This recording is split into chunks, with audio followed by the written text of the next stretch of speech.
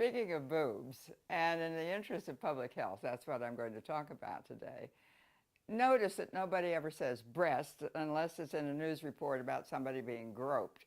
No, we use all kinds of other terms for it besides boobs. There's bazooms and bazookas and headlights and honkers and jugs and melons and tits and winnebagoes. I mean, there's a vast array here.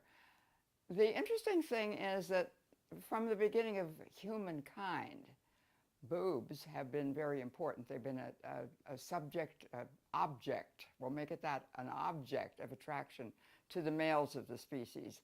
And for the women, kind of, you worry about, you're proud of them, but you worry a little bit about them, and maybe they're not quite right.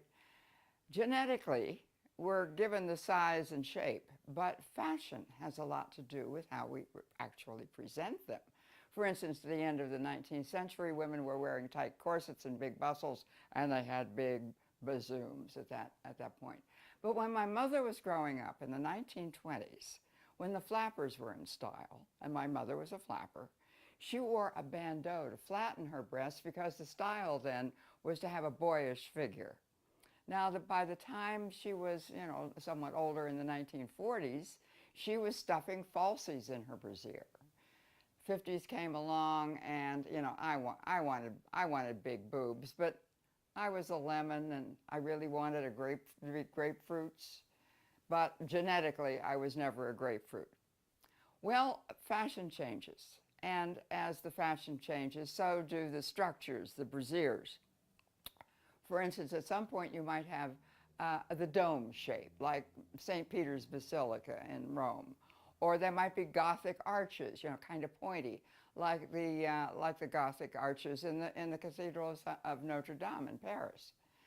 And then they go into a different configuration. Well, all of these things are, they're important, and we try to keep up with all the different styles. In the 1970s, I think it was the 70s, women suddenly decided to go braless. And they burned their bras as a political statement. Now, I was not involved in that. But, sometimes life hands you a load of shit. And so when I was close to 50, my doctor said, Carolyn, it's time for you to have a mammogram. So I obediently went and had my mammogram. And it came back indicating that I had the early stages of breast cancer. This is not news that anybody wants. The recommended treatment was surgery, a double mastectomy. And suddenly, there I was, titless. And I certainly wasn't happy about it because I figured without tits, I'm not going to have a sex life. It's over. It's done. And so not only did I look like shit, but I felt like shit. Well, the doctor said, you'd have the options, obviously. You can get reconstructive surgery. So I went to a cosmetic surgeon, and he said, oh, sure, we can fix you right up.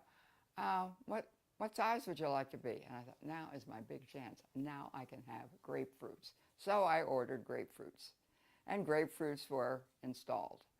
Well, okay, he said, you can have nipples too if you want them. We could build up fake nipples. They won't have any sensation, but they're sort of like, hood ornaments on a Chevy.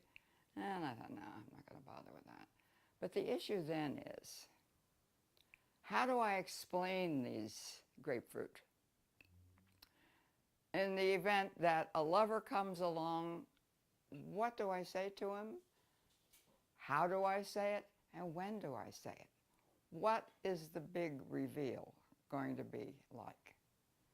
Well, somehow I negotiated that, and then I learned one of those wonderful lessons. I found out that when a guy really cares for me, he doesn't care about that. He really just cares about me. And so here I am with winnebagoes, and I found out the other parts work just fine.